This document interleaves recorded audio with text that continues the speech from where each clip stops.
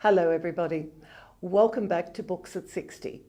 I had the most delightful time last week, with great pleasure of speaking with author Tim Winton. What a fascinating man he is. He's just produced a new book, which I'm going to bring you more details about next week, so you'll have to sit around waiting for that. But such a lovely man.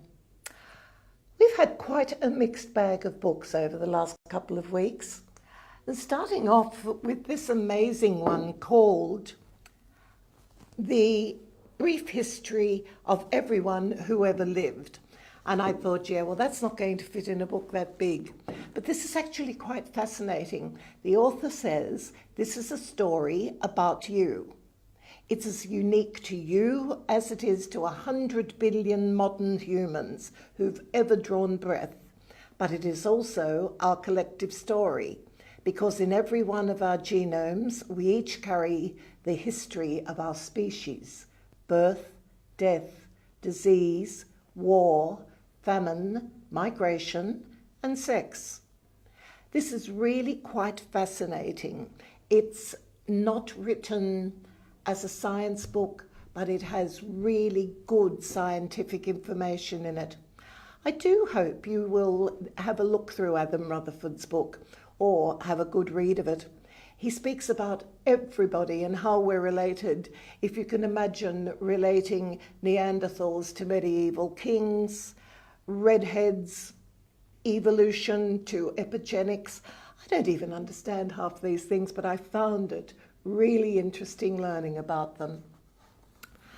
Now, then our Hachette book of the month was 23. Now, I know many of you absolutely adore anything that Linwood Barclay writes, and this is in fact the third part of the trilogy. It's a fascinating book, and this time, as all the stories of the other two come together, you find out what the number 23 means to the people in the town. Fabulous review by Robin Ord. So go back to your Facebook page, books@startsatsixty.com, and have a little look at Robin's review. I think you'll find it quite fascinating. How many of you saw a book called The Rosie Project and thought, maybe not in this lifetime? Well, I was one of them. Romance isn't something that I read a great deal in any case, and I should not have turned up my nose at it, because so many romance writers are such good writers. And I think to sneer at a genre is to show that really you're just sneering at books. But along came a man by the name of Graham Simpson, and he wrote a fabulous love story called The Rosie Project. He followed it up by The Rosie Effect, both of which, incidentally, have been reviewed here on Starts at 60. And now Graham has a new book. I was back home reading up on Pete Best, the Beatles' forgotten first drummer, when the email popped into the corner of my screen. Angelina Brown. That was it. After 22 years, 20 without any contact at all, Angelina Brown, my great lost love, decides to change the world and rewrites history with a simple hi. This is the new book from Graham Simpson, The Best of Adam Sharp. It's about love, it's about music, it's about people, it's about how your past can come back for good, bad, or indifferent. I'm really looking forward to reading Graham's book. I've loved the other two works of fiction that he's written, and I know I'm going to enjoy this one. So, on Monday, we changed back to a mystery novel. This time, the Magpie Murderers. Now, many of us that know Anthony Horowitz's work, although we may not know that we know Anthony Horowitz's work. He, in fact, was one of the main screenwriters and developers of the Midsummer Murders. One of those places I'm not going to go to because it seems like half the population dies every week. So I don't think I really want to be there the next time there's a mass murder in Midsummer.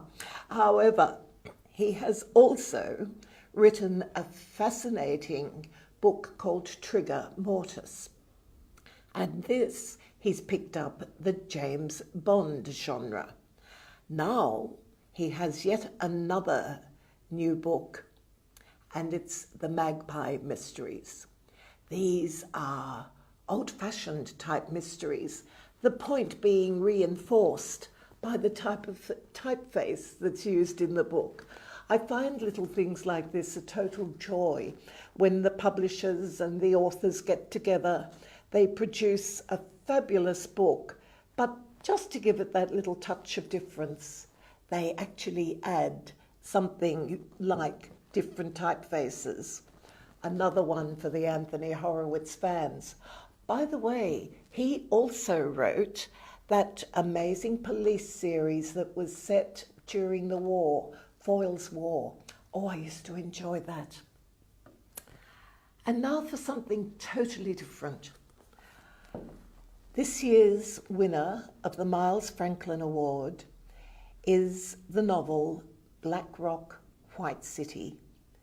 It's a novel about the damages of war, the limits of choice, and the hope of love. It's set in a hot Melbourne summer when Javan's cleaning work at a Bayside hospital is disrupted by acts of graffiti and violence becoming increasingly malevolent. He and his wife Susanna were forced to flee Sarajevo and the death of their children. What's happening now in his new country? This was highly commended, obviously enough, by the Miles Franklin judges, and rightly takes its place on our shelves and in our hearts as the winner of the 2016 Miles Franklin Literary Award, Black Rock, White City. A.S. Patrick. Great read. So, that's what we've been doing, or part of what's been happening. Today, I do hope you had a look at our daily review. Now, these come up, it starts at 60, at 8:30 every morning, or 9:30 if you happen to be in those places that keep adjusting the clock. John Reed has reviewed the Hannah Kent new book. Now, Hannah, you will remember, made quite a splash in the publishing trade when she wrote her first novel, Burial Rites. John, who really enjoyed Burial Rites, actually gives this novel a 4.5 out of 5. And for John, I have to tell you, that's high praise indeed. I'm actually looking forward to reading it. So that's part of what's going on. I want you, however, to make sure that you go over to Books at 60, which is a Facebook page that you can easily find just from your own Facebook page, because over there we have lots of things that don't necessarily finish up on the main site, such as we have a literary pun competition running over there at present. I love hearing your remarks. I love it when people get in touch with me, and thank you very much for those who do send little notes. It's so appreciated. And when they refer to one of the other reviewers, I always pass those on. They get quite a kick out of hearing your nice words.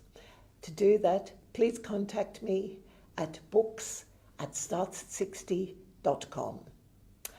So I think that's about all we can say for this week. I look forward to seeing you again next week. In the meantime, happy reading. And don't forget, if you want to get in touch, books@startsatsixty.com. Bye now.